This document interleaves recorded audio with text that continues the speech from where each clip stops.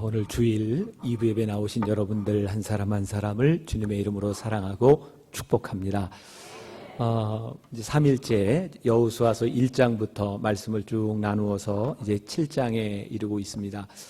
말씀을 이렇게 쭉 같이 이제 들은 분들은 또 이해가 쉬울 텐데 또 오늘 이 시간에 첫 시간에 나온 분들이 있을지 몰라요. 여러분들이 말씀을 듣고 또 조금 궁금한 것이 있다면 한번 여호수아 1장부터 7장까지 여러분들이 읽을 수 있는 그런 기회가 되었으면 좋겠습니다. 이번 말씀의 주제가 뭐였죠? 약속은 아직 끝나지 않았습니다. 오늘 끝나지 않은 약속에 대한 마지막 말씀을 여러분들과 함께 나누려고 합니다. 여호수아 1장에서 여호수아는 이스라엘 민족을 이끌고 새로운 리더가 되었어요. 그리고 가나안 땅에 들어가는 여리고성이 무너지는 것까지가 6장까지에 있습니다. 7장은 여리고성을 정복하고 난 이후에 아주 작은 성 아이 전투를 하는 그런 장면이 나오고 있습니다. 성경의 이야기가 하나님께서 이스라엘 백성을 출애굽시키셔서 가나안 땅에 들어가는 게 목적이었다면 거기서 끝났어야 되는데 말씀이 거기서 끝나지 않습니다. 하나님의 약속은 우리들이 생각했던 목적을 이루는 것에서 끝나는 것이 아니라 하나님의 약속은 지금도 계속 되어가고 있음을 이야기하고 있어요. 여러분들은 아마 살면서 그런 얘기를 참 많이 들었을 겁니다. 꿈을 가지십시오. 여러분들의 인생의 목적을 가지십시오. 그리고 노력하십시오. 우리가 어렸을 때 또 청년들에게 많이 이야기하던 말입니다. 여러분들은 그 꿈을 다 이루셨습니까? 여러분들의 꿈이 이루어졌으면 여러분들은 또 어떻게 되셨습니까? 우리의 꿈이 이루어진다고 우리의 인생이 행복할까? 여러분들의 꿈은 무엇이었는지 한번 생각해 보세요. 제가 오래전에 그 젊은이들을 위한 코스타 집회에 갔을 때 만났던 한 호주의 목사님이 있습니다. 젊은 목사님인데 이름이 이루다예요. 저는 일본 사람인 줄 알았어요. 근데 성이 이시고 이름이 루다였어요. 이루다. 목사님의 아들이었고요. 어린 시절에 호주에 가서 멜버른에서 목회를 하는 분이었어요. 그분을 통해서 제가 참 잊을 수 없는 이야기를 하나 듣게 되었습니다. 바로 그 멜버른 호주에서 있었던 일이었는데 신문에 났던 기사 내용이라 그래요.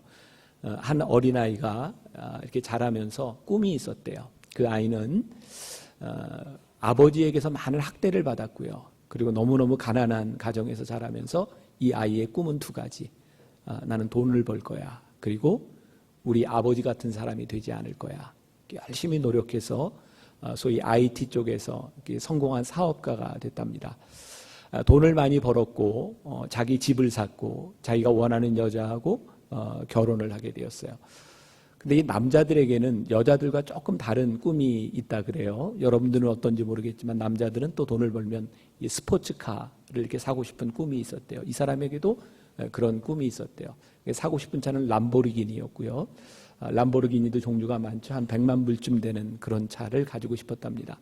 이 이루다 목사님의 설명에 의하면 스포츠 차라고 다 똑같은 게 아니고 조금 싼 스포츠카는 이렇게 시동을 걸고 악셀레터를 누르면 차가 붕붕 뭐 이렇게 가는데 이 사람이 꿈꿨던 이 람보르기니는 시동을 걸고 악셀레터를 누르면 붕 뭐 이렇게 나가는 그런 스포츠카였대요. 모르겠어요. 뭐 어떤 거예요. 근데 아무튼 람보르기니를 이렇게 샀어요. 남자들이 되게 그렇다면서요. 이렇게 집 청소는 잘 안 해도 자기가 산 차는 잘 닦는다면서요. 이 사람도 어느 날 아침에 자기가 산 차 람보르기니를 이렇게 거라지에서 이렇게 닦고 있었대요.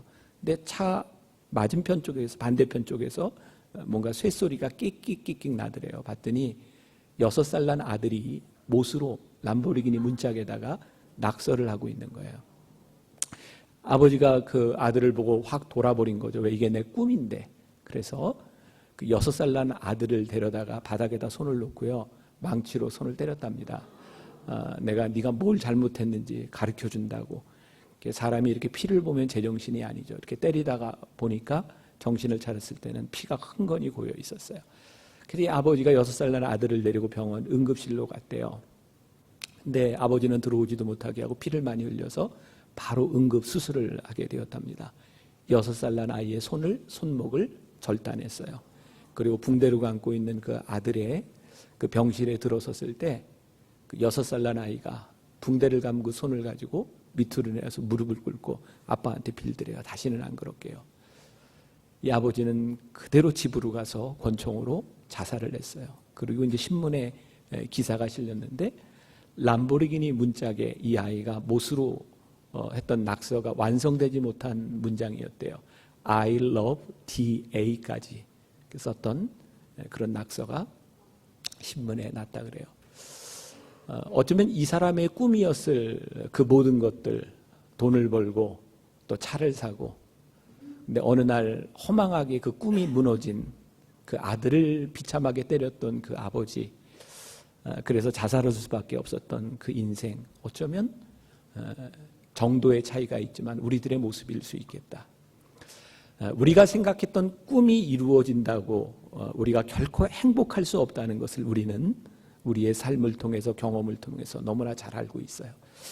어쩌면 저는 오늘의 본문 말씀도 그런 말씀일 것 같아요. 그들이, 이스라엘 백성이 40년 동안 광야를 헤매며 그들이 들어섰던 가나안 땅, 약속의 땅을 얻은 것 같았지만 그것이 다가 아니었어요.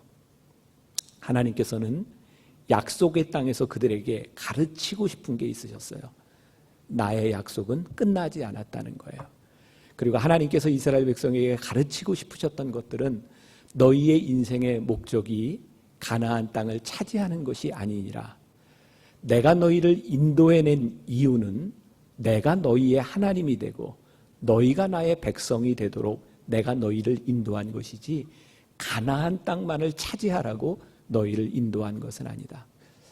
만일 우리의 인생이, 우리의 삶이 어떤 목적을 이루기 위해 산다고 하면 우리의 삶은 참 불쌍할 것 같다는 생각을 했어요. 우리는 흔히 인생을 이렇게 표현하죠. 높은 산을 정복하는 것처럼. 여러분, 우리가 산을 정복하고 정상에 올라가면 거기에 머무르는 시간이 얼마나 될까요? 길면 10분? 거기서 사진 찍고 내려옵니다. 만일 우리의 인생이 그 산꼭대기에 올라가는 그것이 우리들의 인생의 목표라면 거기에 올라갈 때까지의 모든 고생과 수고가 얼마나 아까울까요? 정상에 머무르는 시간이 그렇게 짧다면 우리는 참 불행할 것 같다. 어느 날 저에게 들어왔던 생각이었어요. 그래서 제가 우리 교인들과 함께 시리즈로 이렇게 설교를 한번 한 적이 있는데 제가 생각해도 참 제목이 멋있어요. 인생의 사막 한가운데서. 우리 교인들은 이런 얘기하면 막 감동도 하고 이러는데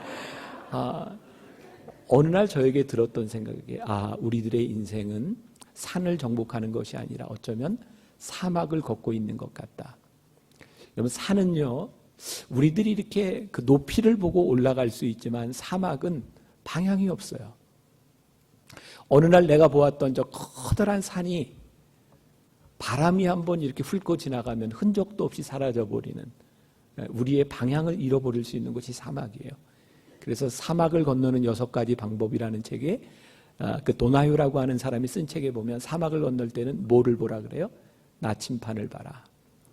그리고 사막을 건너기 위한 중요한 방법이 있는데 사막을 건너기 위해서는 절대로 피해서 갈 수 없다는 거예요. 사막 깊숙이 들어가라는 거예요. 그 책이 저에겐 굉장히 인상적이었어요. 우리의 인생은 피해갈 수 있는 것도 아니에요. 우리는 우리의 인생을 가야 돼요. 우리의 인생의 방향이 보이지 않을 때에는 우리들이 보아야 되는 나침판이 있어요. 그리고 그 과정을 지나가는 거예요. 우리들이 살아가는 우리들의 삶의 과정을 하나님과 함께 동행하고 그 삶이 우리들에게 즐거울 때 우리는 승리하는 삶을 살아갑니다. 그래서 우리들에게 끝나지 않은 약속, 우리들이 저 하늘나라에 갈 때까지 우리들이 끝까지 붙들고 가야 하는 그 약속이 우리들에게 있는가? 오늘 말씀은 우리들에게 그것을 묻고 있다는 생각이 들어요. 어떤 경제학자가 이런 이야기를 냈습니다. 가장 무서운 적은 과거의 성공이 현재의 가장 무서운 적이다. 지금처럼 급변하는 사회 가운데서 과거의 성공을 붙들고 있는 것처럼 무서운 적이 없다는 거예요.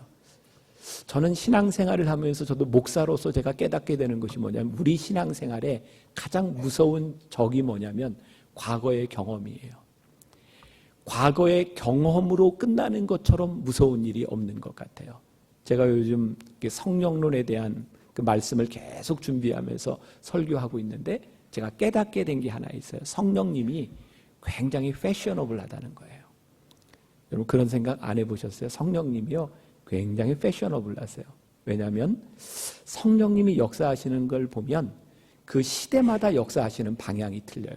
여기 LA에 있는 릭 워렌 목사가 그런 얘기를 했거든요. 영적 파도를 타라. 우리들이 신앙생활을 하는데 영적 파도를 타면 우리의 신앙생활이 참 순조로운데 영적 파도를 거스르면 우리의 신앙이 힘들어진다는 거예요. 성령님이 패셔너블하다는 거하고도 저는 동일한 그런 생각을 가지게 되는데요. 여러분 그 미국에도 보면 영적 운동이 참 여러 군데서 일어났어요. 아주사에서 일어났던 그 성령 운동이 있고요. 또 1800년대 중반 이후에 저 아이비리그를 중심으로 한 그 스튜던트 어웨이크닝 무브먼트가 있었어요. 참 신기하죠. 성령의 운동이요. 성령의 역사가 이곳에서 일어났다고 이곳에서 지속되는 것이 아니라 저곳에서 일어나요. 여러분 웨일즈에서 일어났던 성령의 역사가 그 영국의 그 웨슬리 그 당시에는 영적 운동이 굉장히 넘어지거나 영적인 역사들이 많이 일어났는데 웨일즈에서는 찬양을 통해서 일어납니다. 간증을 통해서 일어납니다. 한국에서는요 70년대부터 80년대까지 여의도 광장에 있었던 대형 집회를 통해서 교회가 부흥운동이 일어났거든요. 80년대 중반 이후에는 성경 공부를 통해서 90년대 이후에는 찬양 집회를 통해서 참 신기해요. 성령께서 역사하시는 방향들이 틀려요. 그런데 우리들의 신앙의 문제는 뭔지 아세요? 우리들이 경험했던 신앙의 그 경험들 그것이 다인 줄 알고 새로운 성령님의 역사에 우리들이 뛰어들려고 하지 않는 거예요. 성령님은 그때도 인도하셨고 지금도 우리를 인도하시는데 우리는 과거의 경험에 매달려서 성령님은 이렇게 인도하실 거야 라고 과거를 붙들고 있어요. 하나님께서는 이스라엘 백성을 출애굽시키셔서 가나안에 인도하셨을 뿐만 아니라 이제 아이성 전투에도 함께 하시겠다고 하는데 여호수아는 여리고성 전투에서 승리하고 난 이후에 하나님의 음성을 별로 들으려고 하지 않아요. 왜? 자신감이 있었어요. 여리고성에 비하면 아이성은 쬐끄만 성이었어요. 그때까지는 어려운 일을 지날 때마다 하나님께 물었는데 여호수아가 아이성 전투에서는 하나님께 묻지 않아요. 그리고 용감하게 2~3천 명만 데리고 아이성에 올라가는데 그곳에서 패배를 경험합니다. 하나님께서 여호수아와 이스라엘 백성에게 가르쳐주고 싶으셨던 것이 뭐냐면 지금도 너희들에게는 내가 필요하고 내가 너희와 함께 할 것이라고 하는 것을 가르쳐주고 계시죠. 저는 우리들의 신앙에 축복을 받는 것보다 더 어려운 것이 더 중요한 것이 있는데 그 축복을 지키는 것이라고 생각해요. 우리가 축복을 받았을 때 위험한 것은 우리들이 교만해진다는 거죠. 우리들이 축복을 받았을 때 더 이상 하나님의 음성을 들으려고 하지 않는다는 거죠. 그래서 참 무서운 게 교회가 성장했을 때 교회가 무너지기 쉽다는 거예요. 여러분 교회 성장 학자들이 이야기하는데요. 지금 인류 역사 가운데 이 교회들 가운데 영속적으로 지속적으로 50년 이상 성장하는 교회를 찾아보기가 힘들답니다. 여러분 가만히 생각해 보세요. 50년 이상 지속적으로 성장하는 교회가 있는가? 한국의 유명한 여의도 순복음교회, 온누리교회, 사랑의 교회? 아니 20년, 30년이 못 갔는데 이미 줄어들고 있어요. 성장이 다는 아닌데 왜 교회가 더 이상 성장하지 못할까? 여러분 우리나라 기업 중에 100대 기업 중에요 20년 이상 30년 이상 지속적으로 100대 기업에 들어가는 기업이 12% 미만입니다. 전승불복이라고 하는 말이 있어요. 전쟁에서 한번 승리한 일은 다시 반복되지 않는다는 거예요. 우리의 신앙에 끊임없이 하나님 앞에 겸손하게 우리들이 하나님의 음성을 들으려고 하지 않으면 우리들이 얼마나 쉽게 넘어질 수 있는 존재인가? 이것을 우리들이 기억해야 하나님의 약속을 우리들이 붙잡고 갈 수 있다는 거예요. 여호수아 7장은 아이성 전투에서 패배하게 된 일과 그리고 그 이유에 대해서 이야기하고 있는데 7장 1절 말씀에 보니까 이스라엘 자손들이 온전히 바친 물건으로 말미암아 뭐 했어요? 범죄하였으니 이는 유다 지파 세라의 증손 삽디의 손자 갈미의 아들 아간이 온전히 바친 물건을 가졌습니다. 여호와께서 이스라엘 자손들에게 진노하시니라. 대부분의 타락, 대부분의 하나님께로부터 멀어지게 하는 일의 원인은 돈과 관련이 있는 경우가 참 많습니다. 돈이 악한 것은 아닌데요. 돈은 가치 중립적인 일인데 돈이 위험한 것은 돈이 늘 우리들에게 하나님이냐 돈이냐를 묻는다는 거예요. 우리들이 돈 없이 살 수 없습니다. 여러분들에게 한번 물어봅시다. 돈 좋아하세요? 저도 돈을 좋아해요. 그래서 제가 쓴 책이 하나 있어요. 하나님, 솔직히 돈이 좋아요. 혹시 그런 책 못 들어보셨어요? LA는 참 수준이 좀 그래요. 제가 쓴 책 중에 하나님, 솔직히 돈이 좋아요. 이런 책을 썼어요. 제가 이 책을 낼 때 제목을 무슨 제목으로 할까? 그러다가 우리 교인들에게 이렇게 공모를 하고 하면서 내가 하나님, 솔직히 돈이 좋아요. 어떨까요? 그랬더니 목사님 확 와닿아요. 그렇더라고요. 여러분 보세요. 우리가 돈을 싫어하는 사람 아무도 없어요. 그리고 돈 없이 살 수 있는 사람도 아무도 없습니다. 여러분들 짝사랑 해보셨어요? 비밀이에요? 짝사랑? 짝사랑하면 가슴 아프죠. 왜냐하면 나는 사랑하는데 그 사람이 나를 사랑하지 않기 때문에 가슴이 아파요. 여러분 돈을 사랑하면 왜 가슴 아픈지 아세요? 나는 돈을 사랑하는데 돈이 나를 사랑을 안 해요. 여러분 돈은 우리들이 늘 사용해야 되는 것이지 우리들이 사랑해야 될 것은 아닙니다. 그런데 돈을 사랑하기 시작하면 하나님을 사랑하지 못해요. 성경은 우리들에게 늘 말씀해요. 주 너의 하나님을 사랑하라. 유명한 어거스틴이 한 말이 있어요. 하나님을 사랑하십시오. 그리고 나머지는 마음대로 하십시오. 하나님을 사랑하는 자는 무엇을 해도 잘못되지 않기 때문입니다. 그런데 우리의 삶에 늘 이 둘 사이의 사랑을 묻고 있는 거예요. 내가 하나님을 사랑하느냐, 돈을 사랑하느냐. 하나님께서 이스라엘 백성들을 사랑하셔서 택하셨고 출애굽해서 가나안 땅에 들어가게 하셨고 이제 여리고 성도 점령하게 하시면서 하나님께서 말씀하신 것이 그 땅에 있는 모든 것들을 진멸하라고 말씀하신 거예요. 왜냐하면 과거의 모든 사슬들을 끊어내지 않으면 그들이 올바른 하나님과의 관계에 들어설 수 없기 때문이었어요. 그런데 아간이라고 하는 사람이 하나님께 드려야 할 모든 버려야 될 그 물건 중에 얼마를 감추어 놓았던 거예요. 우리들이 돈을 좋아하는 것이 문제가 아니라 돈을 좋아함으로 인하여 하나님의 명령을 하나님의 말씀에 순종하지 못했다는 거예요. 여러분들 우리가 깊이 물어야 될 부분이겠죠? 돈을 좋아하는 게 잘못된 것이 아니라 돈 때문에 하나님을 사랑하지 못하는 것이 문제다. 저는 만나교회 이렇게 담임 목사가 되면서 몇 가지를 이렇게 결심한 게 있었어요. 저는 이왕이면 교인들에게 좋은 목사가 되고 싶었어요.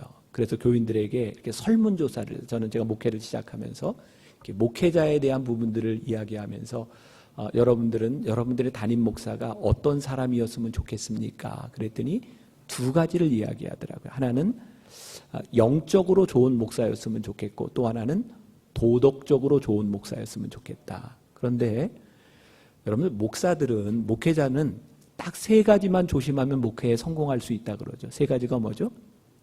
돈과 여자와 명예. 세 가지만 조심하면 된대요. 여러분들이 보기에는 제가 돈과 여자와 명예 중에 어디에 제일 약할 것 같아요? 명예? 네. 제가 저 자신을 보면 저는 여자에 제일 약한 것 같아요. 왜냐하면 전 이게 남자로서 제가 이렇게 생각하는 게 여자가 마음 먹고 나를 유혹하려고 하면 안 넘어갈 자신이 있을까? 전 남자기 때문에 자신이 없어요. 그래서 유혹의 자리를 만들지 말아야 되겠다. 이게 제가 지키려고 하는 굉장히 중요한 얘기입니다. 제가 참 감사한 건 제가 지금까지 살아오는 동안 딱 한 여자의 유혹에만 넘어간 거예요. 아직까지 제가 유혹에 넘어가지 않은 것에 대해서 감사하지만 앞으로 저의 삶에 있어서 자신은 없어요. 그래서 늘 조심해야 한다. 명예. 저는 감리교단의 목사로서 이렇게 살아가면서 우리 교인들에게 선포한 게 있어요. 저의 가장 큰 명예는 만나교회 담임 목사 이외에는 없습니다. 제가 목사로서 어떤 명예의 자리에도 나가지 않겠습니다. 제가 그거 지키려고 많이 노력합니다. 또 하나는 돈 문제예요. 교회마다 교회가 시끄러워지고 목회자와 교인들 사이에 불신이 생기는 가장 중요한 원인 가운데 하나가 돈이에요. 그래서 저는 교인들에게 그냥 제가 만나교회 담임으로 있는 동안 저는 집을 소유하거나 제가 통장을 소유하지 않겠습니다.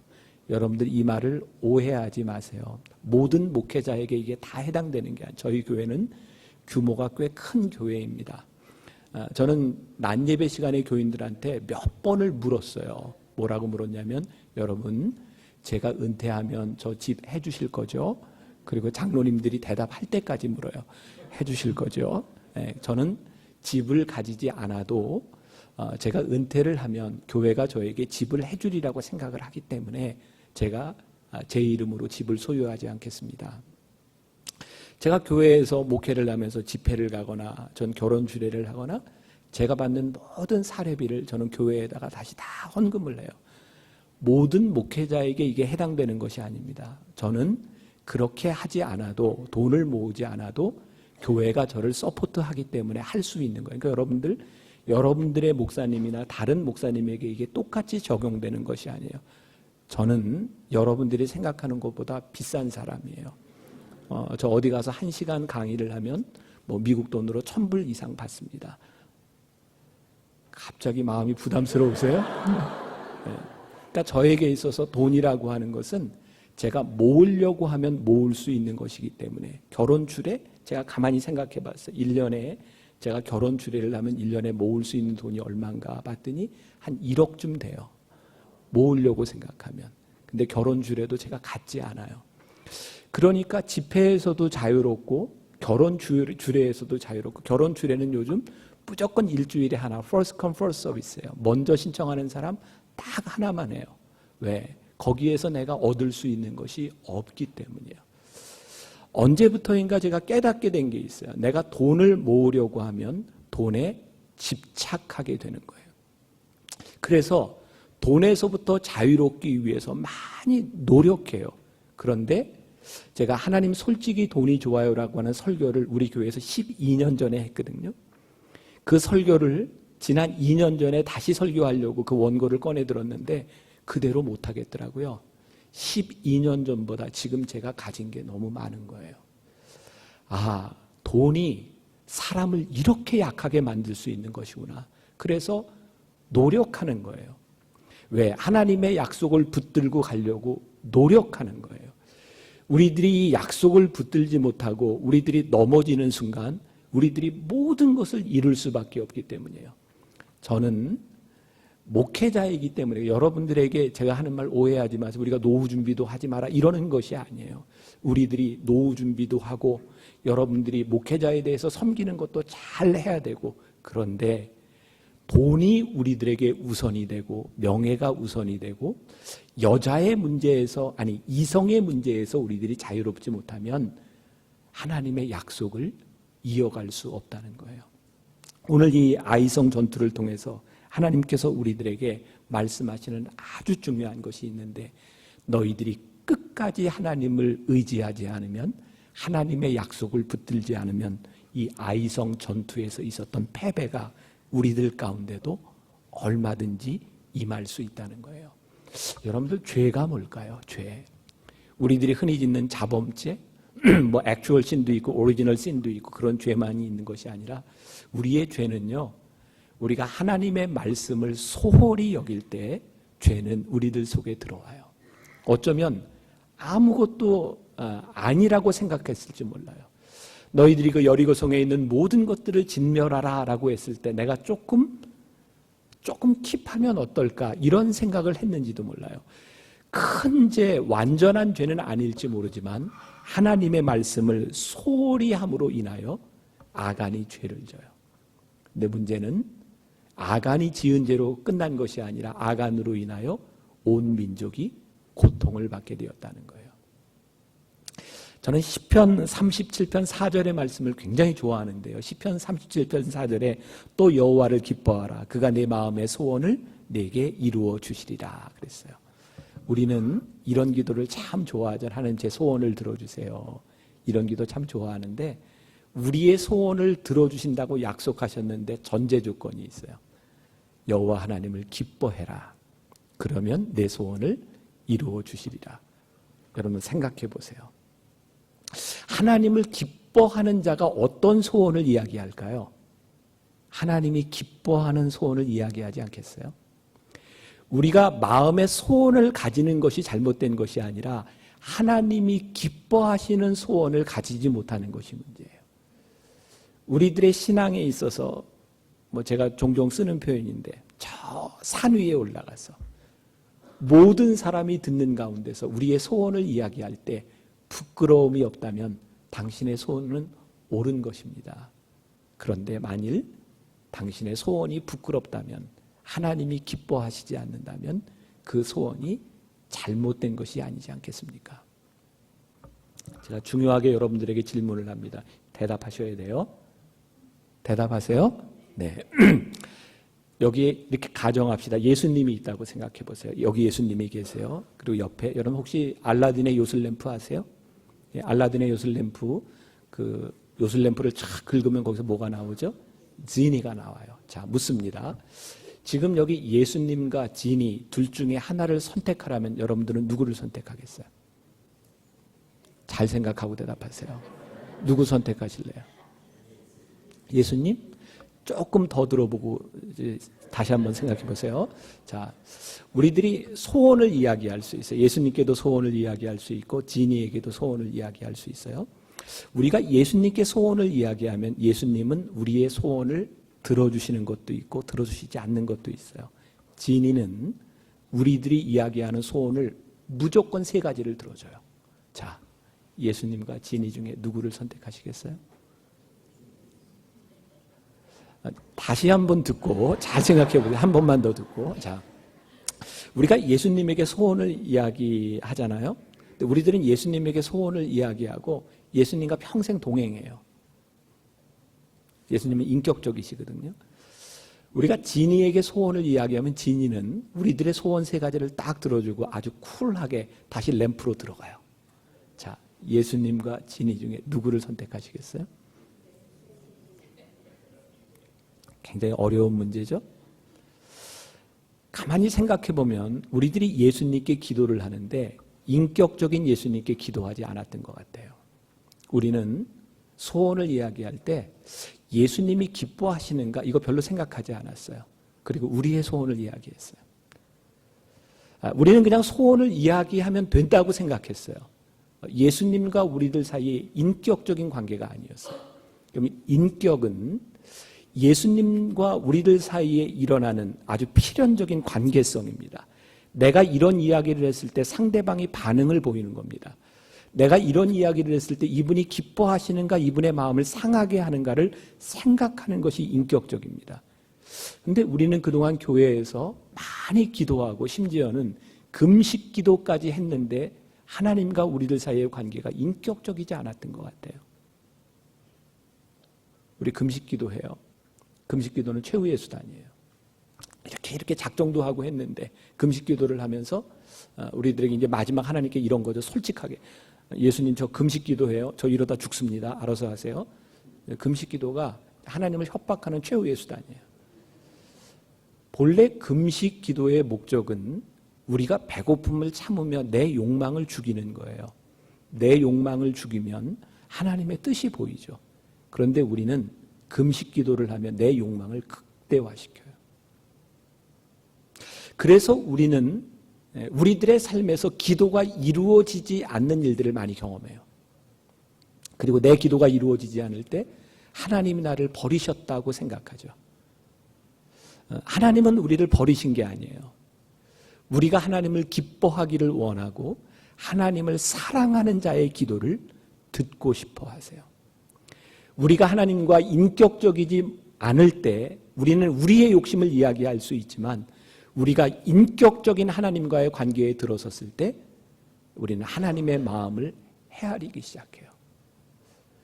하나님의 마음을 우리들이 알기 시작할 때 우리가 철이 드는 거예요. 누군가를 바라보며 거기에 하나님의 마음이 있는가를 봐요. 거기에 하나님의 눈물이 있는가를 봐요. 하나님의 마음도 하나님의 눈물도 우리들에게 보이지 않는다면 우리는 비인격적인 거예요.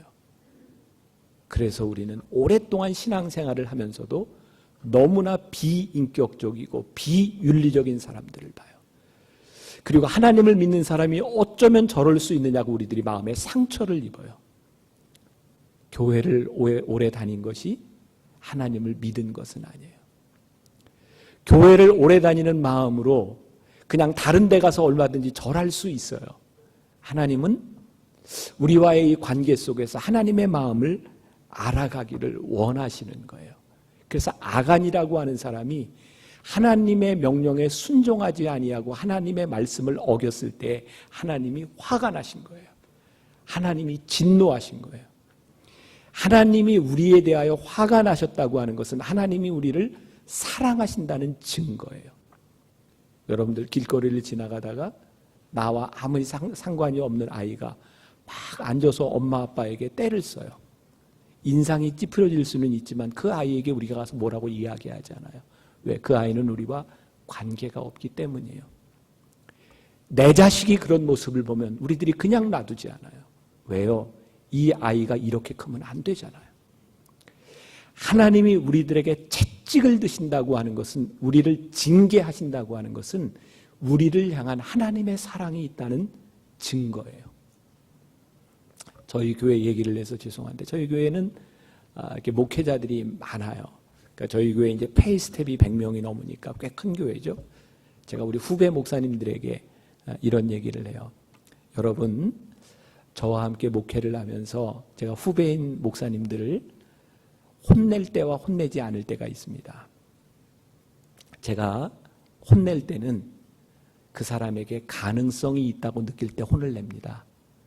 혼내지 않을 때는 둘 중에 하나입니다. 잘하거나 포기했거나. 저희 교회 부목사님들이, 저는 이렇게 화를 내거나 이렇게 성격적으로 이렇게 혼내는 그런 성격이 아니고 그냥 놔둡니다. 그냥 알아서 하는 것이 좋다고 생각하죠. 저희 목회자들 모르겠어요. 제 앞에서만 그러는지 모르지만 제가 불러서 뭔가를 지적하잖아요. 정말 기뻐해요. 앞에서 웃는 게 아니라 나중에 정말 목사님 감사하다는 이야기를 해요. 왜일까요? 제가 우리 부부 사역자들을 사랑하는 마음을 알기 때문에 그래요. 여러분, 하나님과 우리들 사이에 인격적이라고 하는 게 이해가 되세요? 우리가 인격적인 관계 속으로 들어갔을 때 하나님이 우리들의 삶에 간섭하신다고 하는 것, 때때로 우리의 길을 막으신다고 하는 게 어떤 일인지 아세요? 여러분, 하나님께 순종하지 않는 사람은요, 하나님이 우리의 길을 막으시는 걸 경험하지 못해요. 우리가 인격적이고 하나님의 말씀에 순종하기 시작할 때 우리를 막으시는 것도 경험하고 우리의 문을 열어주시는 것도 경험해요. 우리가 잘 아는 사도 바울이 아시아에 복음을 전하려고 하는데 하나님이 막으셨잖아요. 하나님께서 지금 아는 얘기죠, 이거 지금. 근데 여러분들 표정을 보니 갑자기 막 확 답답해지기 시작했어요. 제가 알면 아는 표정을 좀 지어주세요. 이제 사도 바울이 이제 아시아로 가려고 했는데 하나님이 막으셨잖아요. 그래서 사도 바울이 거기서 끝내지 않고요, 또 비두니아로 가려고 그래요. 근데 거기서 또 막으셨어요. 여러분들 보세요. 사도 바울이 아시아로 가려고 하는데 사도 바울이 아무것도 안 한 사람도 아니고 기도를 안 한 사람도 아니에요. 기도하며 그의 마음에 열정이 있었는데 아시아로 가려고 하는 걸 하나님이 막으시니까 거기서 끝나지 않고 또 아시아의 다른 지역으로 가는 거예요. 근데 성령님이 또 막으시는 거예요. 그때 사도 바울이 밤에 잠을 자다 꿈을 꾸죠. 마케도니아 사람이 손짓하는 꿈을 꿉니다. 이게 선교사들이 꿈꾸는 마케도니안 콜. 야, 정말 하나님이 이렇게 꿈속에서 이렇게 불러주시면 우리 다 갈 것 같지 않아요? 우리들이 꿈꾸는 것 중에 하나예요. 사도 바울이 그 꿈을 보고 유럽으로 들어갑니다. 유럽의 첫 관문이었던 빌립보에 들어가게 되죠. 그런데요, 사도 바울이 하나님께서 보여주시는 환상을 보고 빌립보에 들어갔는데 거기서 어떤 일이 일어났죠? 옥에 갇혀요. 이거 좀 아는 이야기여야 되는데, 이게 지금 무슨 얘기인지 모르는 분들은 옆에 있는 분들이 앞으로 관심을 좀 많이 가져주시고요. 성경을 좀 볼 수 있도록 해주세요. 빌립보에 들어가서요. 물론 거기에서 이제 자주장사 루디아도 만나고 이제 빌립보에 첫 번째 교회가 세워지는데 빌립보에서 옥에 갇혀요. 근데 사도 바울이 빌립보에 옥에 갇혔을 때 뭘 하는지 아세요? 기도하고 찬송하는 중에 옥문이 열려요. 유명한 그 간수를 전도하게 된 이야기가 나오죠. 자, 보세요. 중요한 이야기입니다. 사도 바울이요, 하나님을 향한 마음의 열정을 가지고 열심히 노력하며 아시아로 가려고 했는데 하나님이 막으셨단 말이에요. 사도 바울이 하나님께 문을 열고 열심히 사역하는 중에 하나님이 막으시는 것을 경험해요. 그리고 하나님의 인도하심이 유럽에 있다고 하는 것, 빌립보에 있다는 것을 깨닫고 빌립보로 갔어요. 거기서 옥에 갇혔단 말이에요. 만일 사도 바울에게 그런 경험이 없었더라면 옥에 갇혔을 때 얼마나 실망했을까요? 나는 복음을 전하러 왔는데 내 마음속에 뜨거운 열정을 가지고 복음을 전하기에도 시간이 부족한데 하나님이 나를 감옥에 가둬두신 거예요. 근데 사도 바울이 거기에서 찬송했단 말이에요. 어떻게 그럴 수 있었을까요? 하나님께서 막으심을 경험하고 하나님께서 인도하심을 경험하고 나니까 옥 안에서 찬송을 하게 된 거예요. 왜? 하나님이 나를 여기에 인도하셨다는 믿음과 확신이 있기 때문이죠.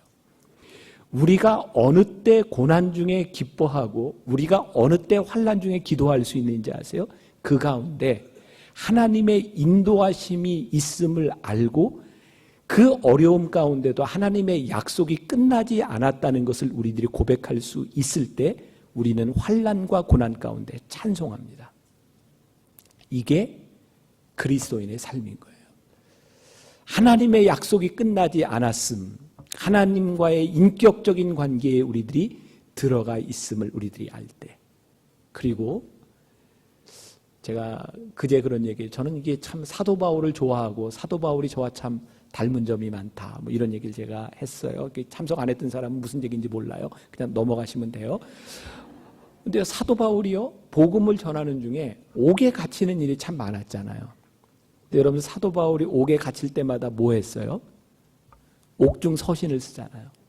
여러분, 신약에 있는 성경책의 대부분이 사도 바울이 쓴 게 옥중 서신이에요.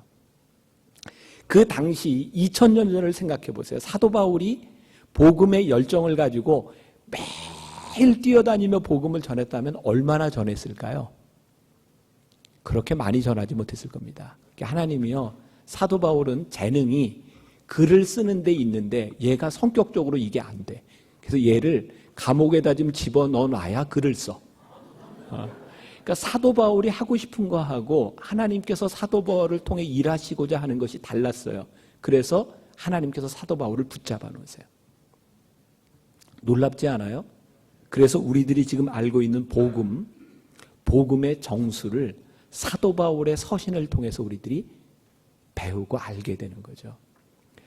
여러분들이 하고 싶은 일대로 하는 것이 하나님의 뜻이 아니라 여러분들을 통해 하나님께서 때로 여러분들을 잡아두시고 때때로 여러분들을 인도하시는 하나님의 손길을 고백하게 될 때 우리들 가운데 약속이 끝나지 않았음을 믿으며 우리들이 가는 거죠. 하나님께서 끝까지 이 아간이라고 하는 사람을 잡아내요. 우리 예수님께서 누룩을 조심해라 이렇게 이야기했는데 그 많은 백성 중에 아간이라고 하는 사람은 참 작은 한 가지였을지 몰라요. 근데 하나님이 끝까지 그 사람을 잡아내죠. 왜? 그로 인하여 백성들이 타락할까 봐. 존 비비어라고 하는 사람이 순종해서 그런 이야기합니다. 99% 순종은 불순종입니다. 99% 순종은 불순종입니다. 우리들이 다 다 약점들을 가지고 있고 부족함을 가지고 있어요. 근데 우리들이 그 하나님을 향한 순종을 향해 달려가야 되는 거예요. 끝까지 우리의 몸을 쳐서 내가 끝까지 버림받지 않도록. 여러분, 하나님이요, 하나님과 관계없는 사람은 그냥 내버려 두시는데 이제 여러분들은 하나님이 그냥 내버려 두시지 않아요. 왜? 여러분들을 그냥 둘 수 없는 거예요. 때때로 하나님께서 여러분들에게 채찍을 드실 수도 있어요. 저희 돌아가신 저희 아버님이 저희 이제 사남매를 키우면서 마지막 경고가 있었어요. 저희 아버님이 마지막 경고가 뭐냐면 인격적으로 이야기할 때 들어. 이제 그때 안 듣고 나면 비인격적인 일이 일어나요. 네, 맞는 겁니다. 어쩌면 하나님께서 오늘 우리들에게, 어쩌면 여러분들 누군가에게 그렇게 말씀하실지 몰라요. 내가 인격적이었으면 좋겠다. 여기서 벗어나면 우리들과 하나님 사이에 비인격적인 일들이 일어날 수 있어요. 왜? 하나님이 우리를 사랑하시기 때문이죠. 여러분, 아간이요, 그의 죄를 들켜요. 오늘 말씀 가운데 보면 그 과정이 나오고 있는데 제비를 뽑죠. 제비를 뽑는데 유다의 12지파 중에 아간이 유다 지파에 속한 사람이었어요. 그 다음에 유다 지파 중에 세라 족속이었어요. 세라 족속 중에 남자들 가운데 삽디가 뽑혔어요. 그 중에 갈미의 아들 아간이 뽑혀요. 여러분, 그런 생각이 들지 않으세요? 이 아간이 죄가 발각되기 전에 하나님께서 아간에게 충분한 시간을 주셨다. 제비를 뽑는데, 수십만 사람들 가운데 제비를 뽑는데 얼마나 많은 시간이 걸렸겠는가. 아간이요, 끝까지 자기가 뽑힐 때까지 죄를 회개하지 않습니다. 아간은 회개한 것이 아니라 죄가 발각됩니다. 회개는 하나님께서 우리들에게 주시는 시간입니다. 우리를 향한 하나님의 용서입니다. 그런데 그 시간이 지나면, 죄가 발각이 되면 죄에 대한 대가가 옵니다. 저는 우리가 하나님을 믿을 때 하나님께서 우리의 죄를 용서해 주시지만 그 용서가 그렇게 쉬운 일은 아니에요. 그리고 하나님께서 우리의 죄를 용서해 주시는 건 분명한데 그 죄에 대한 흔적이 남고요, 죄에 대한 아픔이 남아요. 하나님께서 다윗의 간음, 다윗의 죄를 용서해 주셨지만 간음으로 낳았던 그 아들이 죽습니다. 죄는 무서운 거예요. 우리가 죄를 짓지 않고 살 수 있는 능력이 있는 것은 아니지만 죄를 지었을 때 회개할 수 있는 능력은 우리들에게 있어요. 하나님 앞에 우리들이 어떤 사람으로 우리들이 서는가. 여호수아 1장부터 7장까지 오는 사이에 중요한 기념비가 두 가지 있습니다. 하나는 요단강을 건너고 나서 하나님께서 기념비를 세우라. 그래서 요단강을 가르게 하신, 그 땅을 마르게 하신 하나님을 기억하라. 아간이 죄가 발각돼서 돌에 맞아 죽습니다. 그리고 돌 무덤이 쌓입니다. 또 하나의 기념비입니다. 이것이 죄의 결과니라. 저는 둘 다 중요하다고 생각해요. 여러분들의 삶에 믿음의 기념비를 세웠던 추억도 굉장히 중요하고, 여러분들의 잘못과 죄로 인하여 여러분들이 겪어야 됐던 아픔이 있다면 그것도 우리들에게 아주 중요한 교훈입니다.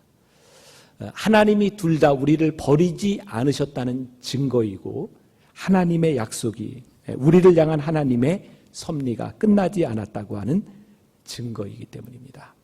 오늘 여러분들 옆에는 어떤 기념비가 있는지 모르겠어요. 시간이 벌써 많이 지나갔네요. 자, 제가 말씀 마무리하겠습니다. 약속이 아직 끝나지 않았다.